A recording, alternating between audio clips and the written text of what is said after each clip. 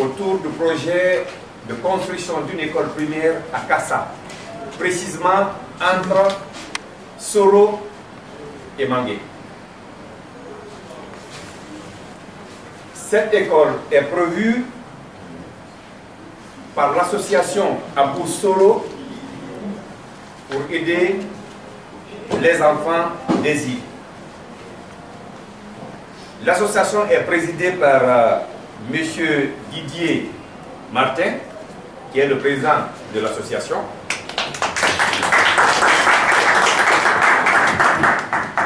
Le président d'honneur de cette association, c'est M.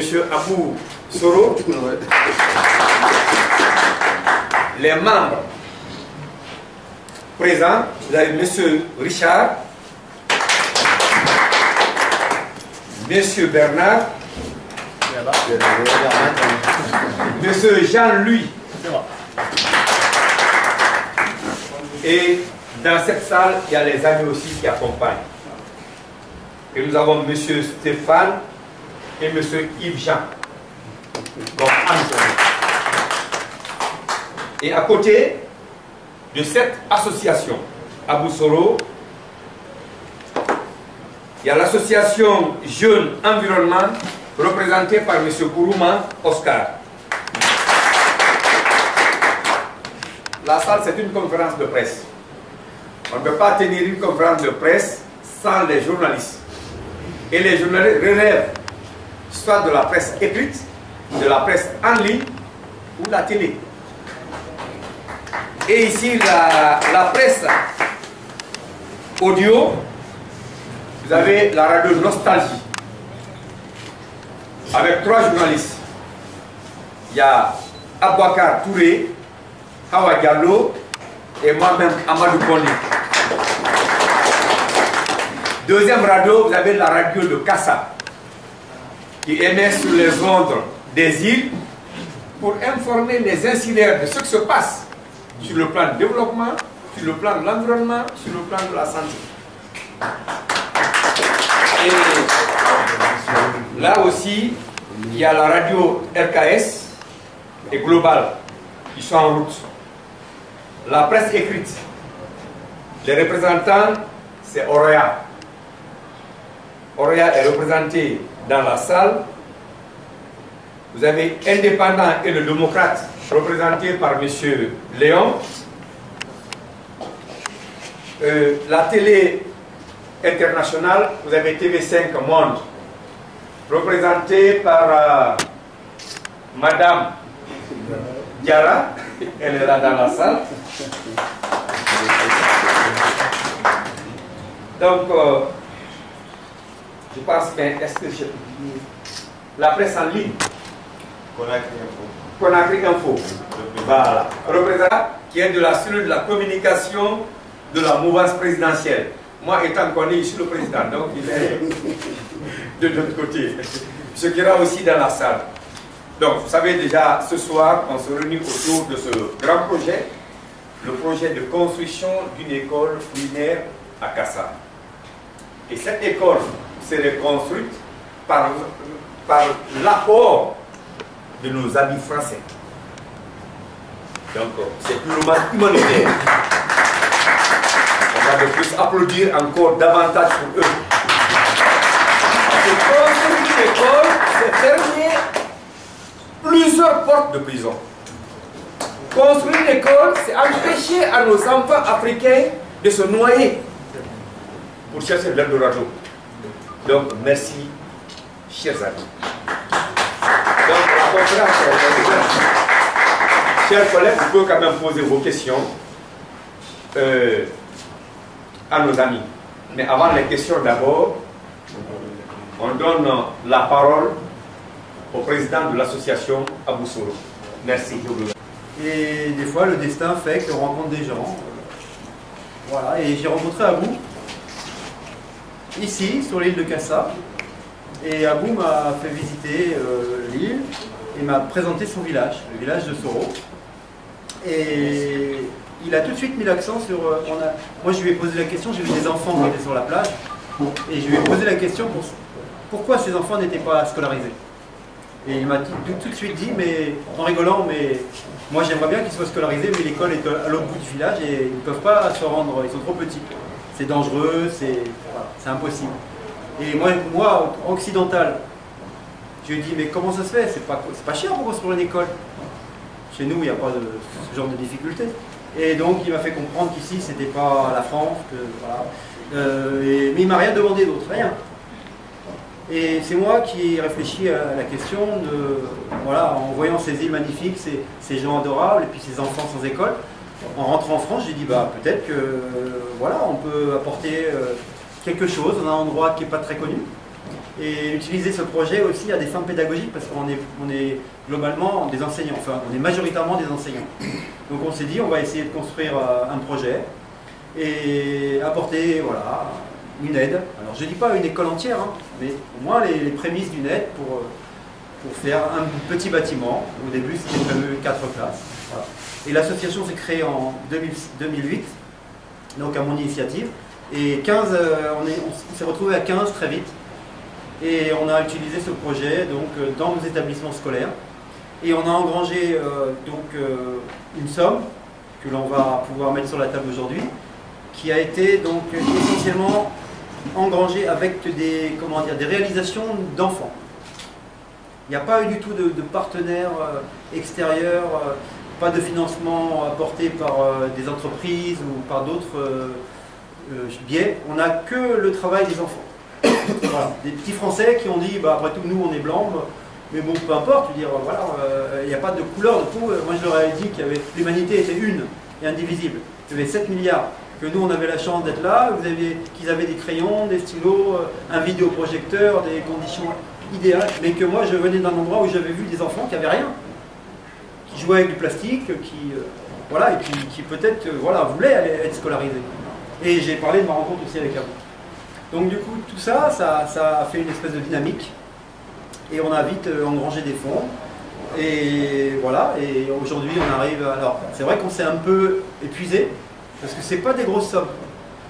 Souvent en Afrique, on pense qu'un blanc, c'est tout de suite le riche. Mais bon, nous, on est des gens modestes. Et nos enfants aussi, hein, il n'y a pas que des enfants de riches. Mais tout le monde s'est mouillé un peu pour apporter quelques euros. Alors c'est pour ça que c'est pas une grosse somme, 10 000 euros. Et c'est fait avec le cœur et avec le travail des enfants. Les enfants se sont levés le matin pour vendre des choses à la brocante. Voilà, chacun a donné des dons pour, voilà, encore une fois vendre. On a fait des opérations entre nous. On a vendu, voilà, des œufs de Pâques par exemple. Les collègues professeurs achetaient des œufs de Pâques. On a fait, voilà, moi j'ai fait une opération à la télévision pour vendre un objet, bon, sur France 2. Et ça a été en février 2018. Et voilà, on est arrivé à finalement cet objectif qu'on avait défini avec Abou, d'un montant de 10 000 euros pour pouvoir commencer une construction.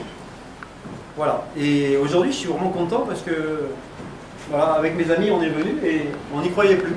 En fait, on pensait qu'on était tout seul. Parce qu'avec Abou, j'étais constamment en relation, mais il me disait, il y a beaucoup d'engouement. On vous attend, etc. Mais on est loin, mine de rien. Et nous, on ne voyait pas visuellement cet engouement. Donc là, on arrive et on voit que vous êtes là, que tout le monde est là, que tout le monde attend ce moment. Et donc à la limite, ça nous relance. Moi, j'avais un petit peu faibli, d'autant que j'avais changé de région. Parce qu'à la base, je suis de Corse et j'ai changé de région pour des raisons professionnelles. Et donc là, ça va me donner un engouement pour repartir de plus belle. Et ce que je voulais dire aussi, parce que ça faisait partie de notre idée directrice de départ, c'est que c'était une aide inter-île, Corse, île de Los.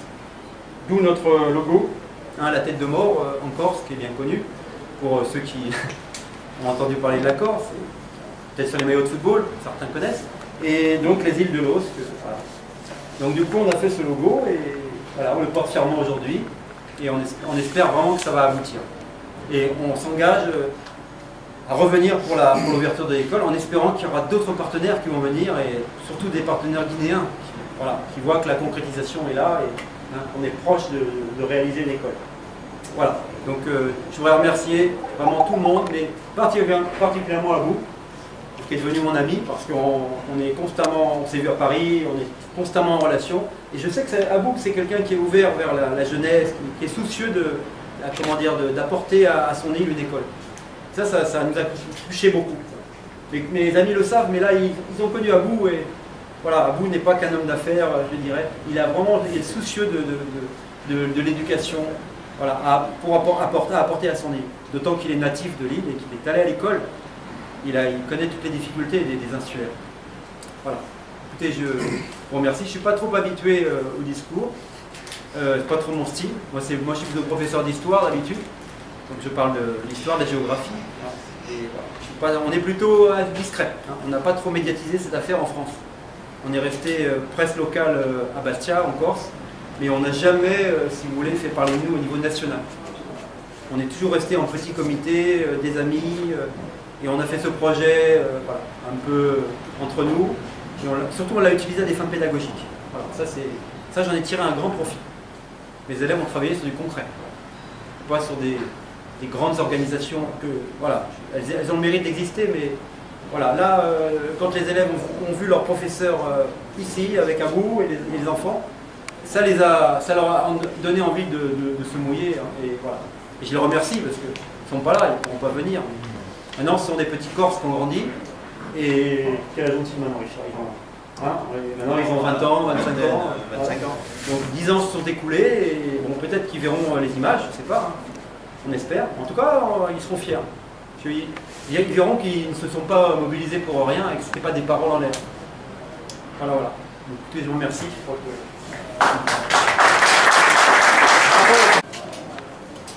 Didier Martin et raconte, c'était douloureux. 2008, il s'était venu à un mois d'octobre, j'espère. L'ouverture des classes. D'habitude, quand les touristes viennent, on fait des commentaires. Mais pour toucher du doigt à la réalité, j'ai dit on va faire la visite de l'île. Vous-même, vous allez constater ce qui se passe. Parce qu'il est inconcevable de voir une île très proche de sa capitale, d'une grande ville comme Conakry, et se trouve dans une telle physionomie. Nombre d'écoles réduit, parce que l'unique école qui se trouve, primaire, qui se trouve sur l'île de Kassa a été construite en 1938 par les colons. Et depuis, elle n'a pas bénéficié d'une rénovation. Nous sommes tous passés par cette voie. Aujourd'hui, ça va, parce qu'à l'époque, nous, on faisait 4 fois. Vous partez le matin, vous revenez à midi, vous repartez à 14h, et puis 17h, vous revenez à la maison. D'année en année, on a vu que vraiment, il n'y a pas de changement. Nous sommes nés dans ça, nous avons grandi dans ça, et franchement, on voit que, on ne dit pas l'État ne nous considère pas, mais de ce côté, il y a une négligence. Sur ce, nous avons dit, on ne peut pas tout attendre de l'État. Si on ne peut pas faire, mais les îles regorgent des potentialités touristiques et que les autres viennent, exposons nos problèmes. Soit on ne peut pas résoudre, mais on trouvera quelqu'un un jour qui pourra nous aider. Si lui ne peut pas directement, mais il y a des moyens par lesquels on peut passer. L'idée est dans, Dieu merci, on a rencontré Didier Martin dans le groupe. Chaque fois, il y a des gens qui viennent. Mais cette fois-ci, on est tombé sur un monsieur, un professeur, un enseignant qui a une âme. Dès qu'il a vu les enfants, chaque fois, il me pose des questions, on cause sur ça. Et moi aussi, je mets l'accent sur l'éducation. Parce qu'on nous a toujours dit, les meilleures nations au monde, ce sont les nations qui ont mieux formé leurs ressources humaines. Et même dans les familles, les meilleures familles, ce sont les familles qui ont mieux éduqué leurs enfants. Bon, depuis 2008, là, à son retour, il a dit à Abou, on va faire quelque chose. À ma grande surprise, un jour, il dit, connecte-toi. Je me connecte, je vois la création de l'association. Et je n'ai pas gardé l'information à mon niveau. Je suis venu, j'ai fait une grande réunion au village. J'ai donné l'information. Et tout de suite, les sages nous ont donné un terrain. Mais nous, à l'extrême, on évolue entre deux villages ici, Soro et Mangué. Le premier site qu'on nous a donné, dans l'engouement, tout le village est venu, on a désherbé, on a transporté les agrégats et autres. Mais de réflexion en réflexion, nous nous sommes dit, si nous construisons cette école ici, c'est le seul village qui va en bénéficier. Et les autres seront toujours dans des difficultés. Parce que marcher de Mangué jusqu'à la fin de Soro, c'est plus de 2 km. Pour un enfant, ce serait un peu pitoyable. Après maintes réflexions, on s'est dit il faut trouver un terrain entre les deux villages pour pousser les enfants à venir massivement, encourager les parents d'élèves, les parents des enfants à scolariser leurs enfants. Les parents, les sages ont réfléchi, on nous a donné finalement le terrain que nous avons visité dans ces jours-ci et qui va être l'objet de la construction de cette future école. Et tout le monde a apprécié. L'importance que la construction, la future école va générer. Hier, nous avons marché de Soro jusqu'à Kassa. Et nos amis, ils ont même apprécié à juste titre ce que la construction de cette école représente. Parce que sous le soleil ardent, tu mets un enfant de 4 ans, 5 ans à marcher 4 km, aller-retour. Franchement, ça donne de quoi réfléchir.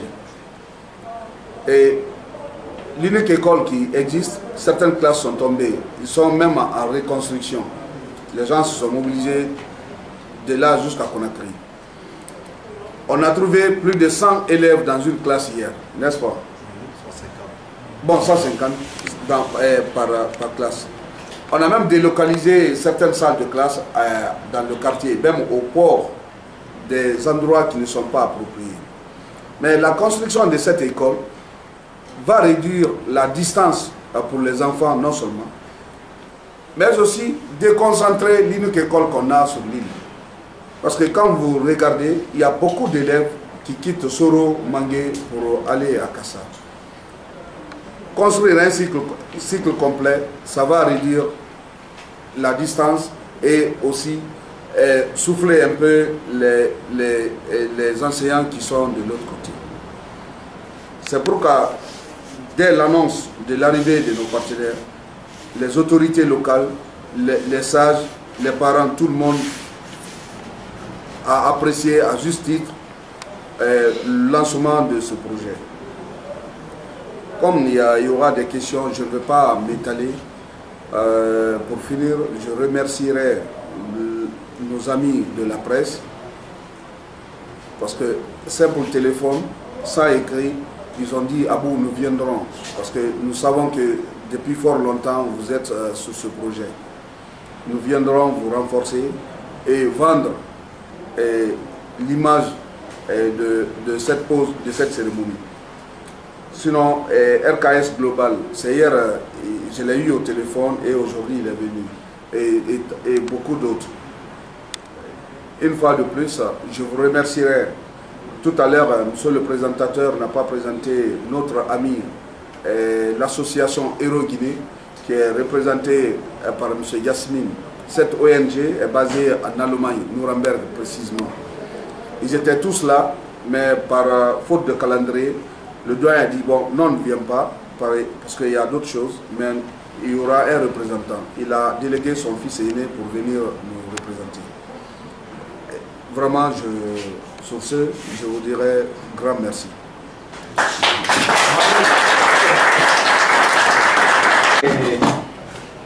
Chers invités, nous sommes là, presse, avec nos partenaires. Mais à côté de Abou, de vous, il y a aussi l'autorité. C'est-à-dire, il n'est pas dit que cette activité-là est isolée. Vous avez le représentant de l'autorité de Soro aussi dans la salle.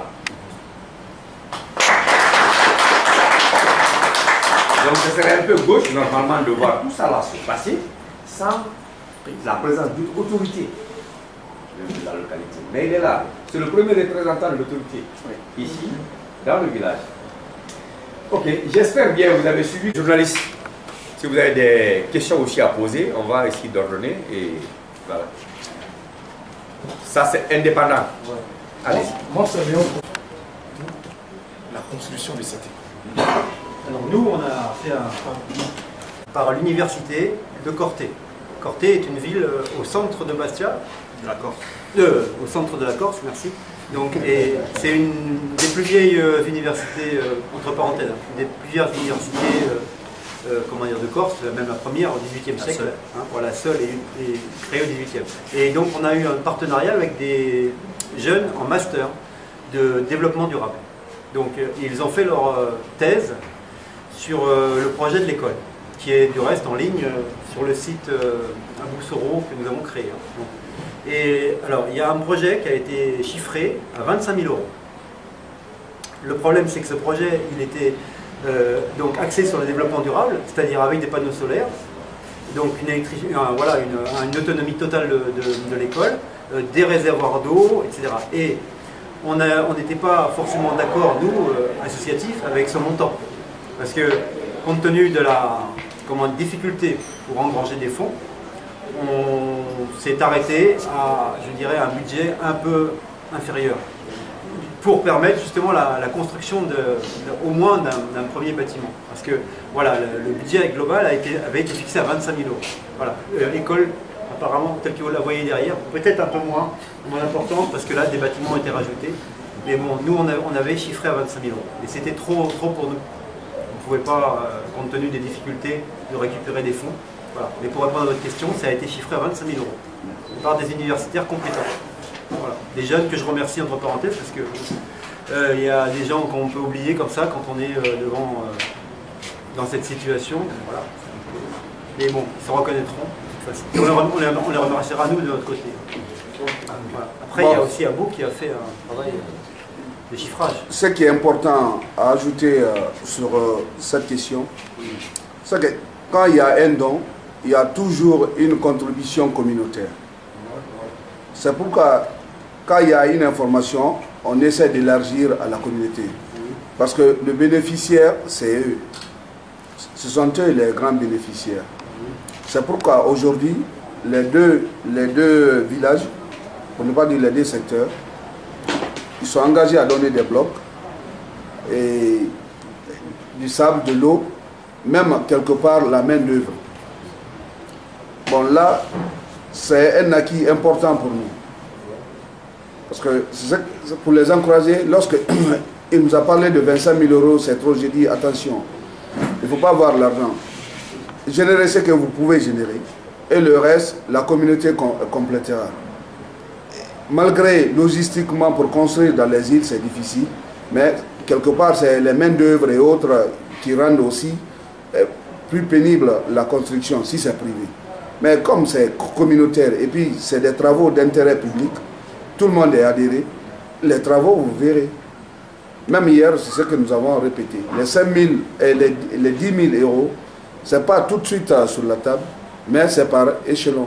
Parce que ce qu'il faut retenir, l'association Abou-Soro est créée en France sous la loi française. Et il y a des critères pour les membres, les associations. Ce n'est pas comme chez nous, tu viens, tu tires, ou quoi, même quelque part ici, il y a de quoi. Donc, sur ça, il faut être prudent. Un franc engagé, c'est un franc qui sera investi. Parce que là, on a dit depuis le départ, certes, sur le plan local, il y a eu des gens que j'avais approchés, mais lorsqu'ils ont compris que, franchement, ce n'est pas n'importe quel projet où il y a du miel, ils se sont retirés. Parce que nous, on a dit, comme vous avez vu et vous avez entendu dans mes propos tout à l'heure, nous sommes nés là, nous avons grandi ici. Le développement de l'île, c'est nous.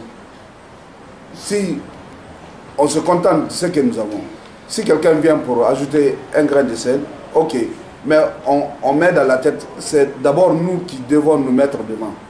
Donc si vous venez pour nous aider à réaliser ces infrastructures, il n'y a aucun problème.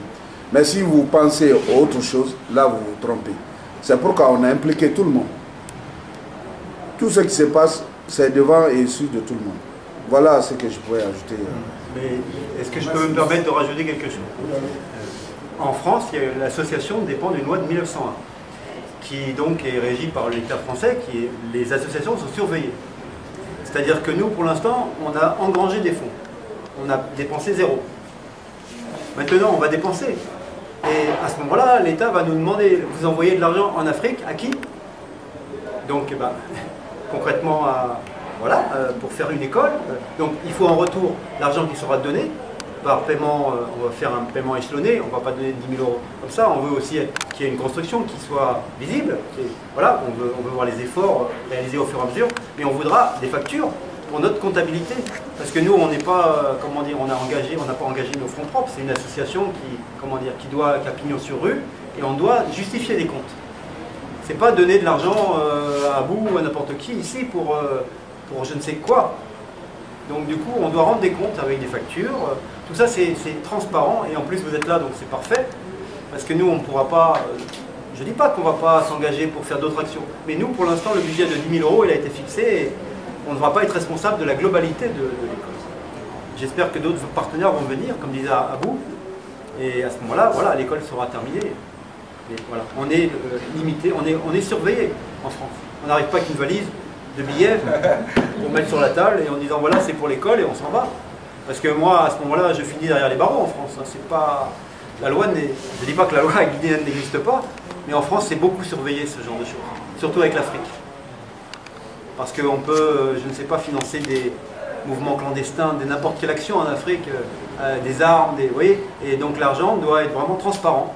Et là l'État va demander au trésorier des justificatifs. Voilà. Merci aux partenaires, merci pour ce que vous faites pour les îles. Et en fait, peut-être je suis venu en retard, mais je voulais connaître la durée des travaux, le temps que les travaux vont prendre jusqu'au jour où on va remettre la clé aux autorités des îles.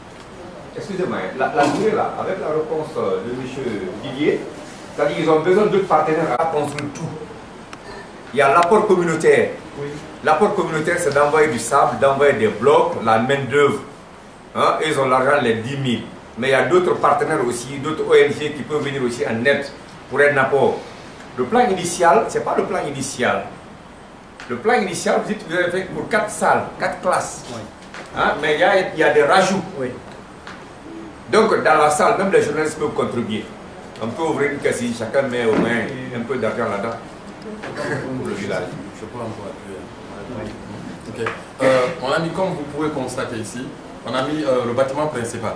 Quand nos amis sont venus, ils se sont dit, ah attention, nous initialement on a prévu de faire 4 classes.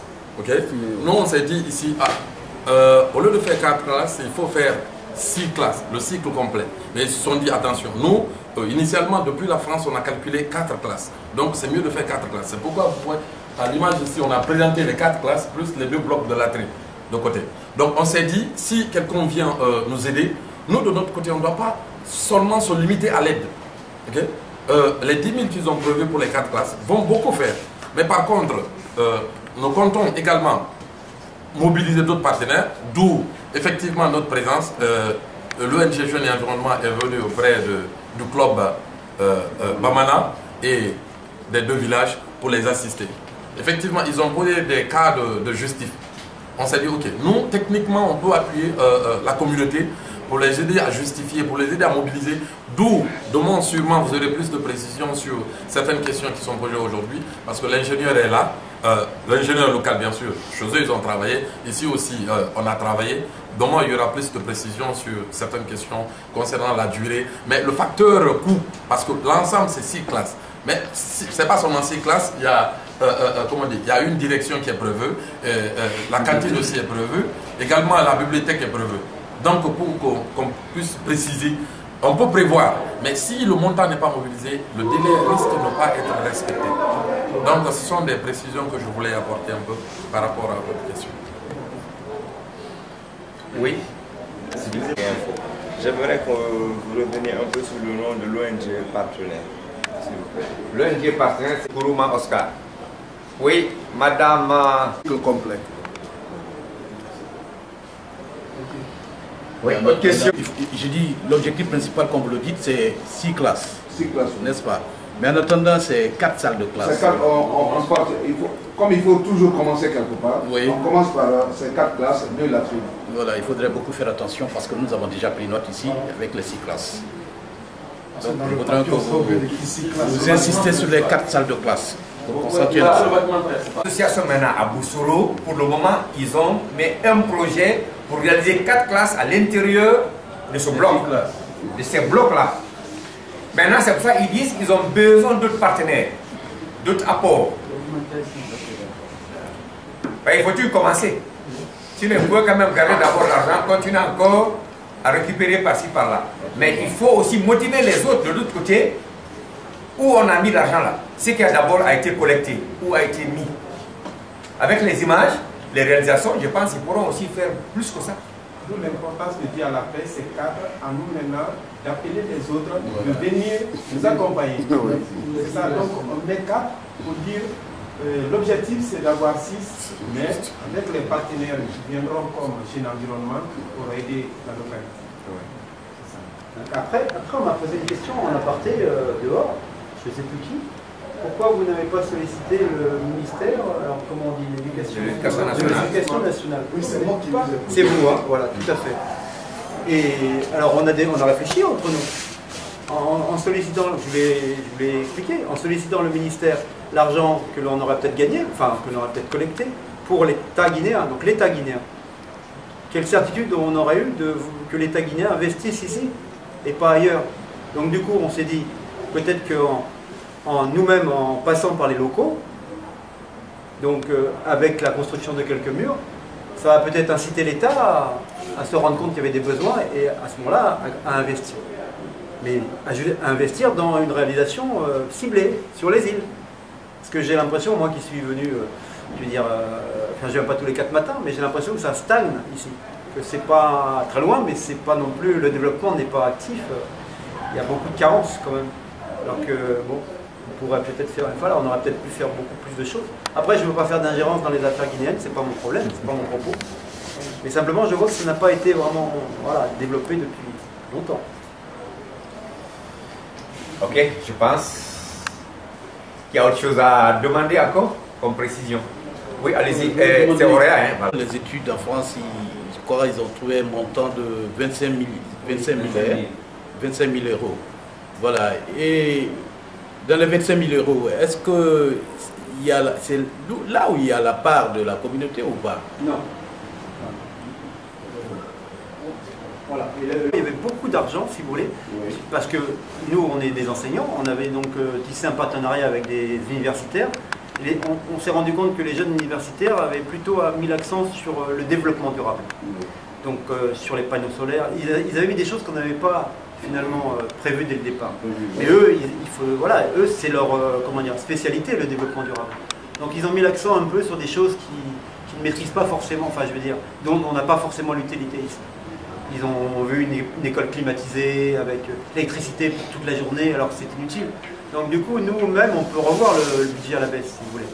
Et on sait très bien que, bon, déjà avec 10 000 euros, on peut déjà faire beaucoup ici.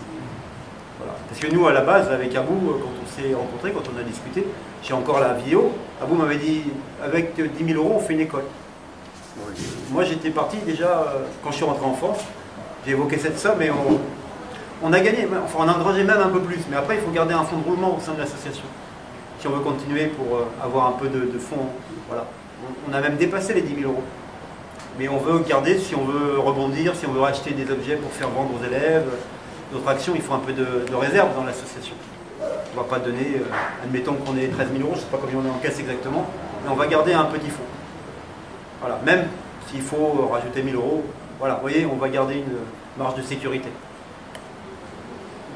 Oui, allez-y. On va essayer, mais bon, on va prendre d'efforts parce que c'est des efforts, comment dire, c'est petit, c'est pas, encore une fois, on n'a pas de partenaire extérieur. C'est que le travail des élèves. Alors c'est vrai qu'on peut, maintenant on peut peut-être passer avec le visuel qu'on va avoir, ce rendez-vous qu'on a eu avec vous là, on peut passer à une vitesse supérieure. On peut avoir peut-être des entreprises, mais là c'est le travail de l'équipe, c'est pas. On va en parler après quand on va débriefer tout ça. Et on va peut-être trouver des solutions auxquelles on n'avait pas pensé. Un partenariat, comme font les associations pour récupérer des fonds. Faire des lettres, on a le droit en tant qu'associatif à des aides, des aides régionales, communales. Moi au sein de ma municipalité, on peut me donner des aides. Tout ça on va le faire. Voilà, mais on préfère ne rien promettre pour aussi laisser un peu les insulaires, voilà. Finir un peu, enfin pas forcément finir, mais bouger, voilà, bouger. Nous, on veut apporter la première pierre, et puis, enfin, la première pierre, on veut aider, 10 000 €, c'est pas rien quand même. Il y a en Guinée 10 000 €, hein. Donc voilà, on veut mettre c'est que cette contribution, et puis après, je pense qu'Abou a raison, il y aura d'autres personnes qui vont s'intéresser. Moi, ça m'a intéressé, je ne suis pas unique au monde. Les touristes viennent aussi ici. Des entreprises en Guinée, il y en a plein, enfin je veux dire, il y a pas des gens égocentrés, il y a des gens ouverts aussi sur le monde. Oui, la radio, en fait, je remercie très sincèrement cette association. En plus, je veux savoir, est-ce que cette association, elle est là pour aide inter-îles ou bien vous avez anticipé d'autres projets dans les autres pays africains? Et moi, bien sûr, mais au Sénégal, aux îles du Cap-Vert par exemple. C'est peut-être ma fonction et la maturité en vieillissant. On a une vision du monde qui est différente. Moi, je n'avais pas la vision du monde avant. Je ne voyais pas. Je voyais mon intérêt ou ma famille. Là, en vieillissant, et puis on s'ouvre, enfin on change, on voit des situations qui touchent. Pourquoi là? Pourquoi ici? Abou aussi, le discours était percutant. Parce que Abou, il m'a rien demandé. Il m'a pas dit, tiens, en Afrique, on est sollicité. Je peux vous dire. Pas forcément en Guinée, mais moi, j'y suis au Sénégal, par exemple, j'ai été sollicité sans arrêt. Abou, il m'a pas demandé, tiens, tu vas faire ci, tu vas faire ça. Il m'a dit, voilà. Il m'a fait, voilà, il m'a dit, regarde un peu les enfants. C'est comme ça ici, hein. C'est comme ça. Moi, j'étais comme eux il y a quelques années, enfin, il y a longtemps, mais j'étais comme eux. Après, j'ai dit, il m'a rien demandé, mais en plus, c'est intéressant pour moi, parce que, je veux dire, j'ai pas fait grand-chose dans ma vie, pas comme tout le monde, ma vie, mais j'ai pas fait pour les autres, pas plus que, j'ai jamais fait quelque chose pour les autres. J'ai dit, là, tiens, ça m'intéresse. Et puis, les îles de l'Os ont un caractère quand même assez attachant. La population et mes amis qui découvrent, voilà, ils ont envie de revenir déjà. Donc ici c'est un endroit un peu particulier, les gens sont gentils, ils sont accueillants, les enfants quand ils nous voient ils sont souriants, ils viennent vers nous, et tout ça, ça touche. Moi je sais que ça m'a touché quand je suis arrivé, ça m'a marqué, et il a fallu que je retrouve ma vie française avec mes enfants, avec mon boulot, etc. Et pour récupérer mes esprits. Voilà, mais voilà, c'est pourquoi j'ai créé, enfin, j'avais rien fait jusqu'à présent, je suis quelqu'un de tout à fait normal, et j'ai rien fait d'extraordinaire, hein. On n'a rien fait d'extraordinaire. L'humanité doit être solidaire. C'est tout. Richard, je voudrais juste rajouter mais mais quand il nous a proposé cette idée, en fait, il faut savoir que c'est quelqu'un qui a beaucoup de cœur, hein, c'est quelqu'un de généreux. Et quand il nous a proposé ça, qu'il nous a montré les images de l'île, quand il nous a expliqué ce qui s'y passait, quelque part, nous, les Corses, on s'est un petit peu retrouvés là-dedans. Parce que nous aussi, on est une île, on sait ce que c'est la difficulté de la singularité, et on en a beaucoup souffert après-guerre, parce que la guerre, ça a tué beaucoup de monde chez nous, et il n'y a pas eu ce qu'il fallait derrière en contrepartie. C'est-à-dire que nous aussi, on est un pays où on a besoin de beaucoup d'infrastructures, et elles ont mis du temps à venir.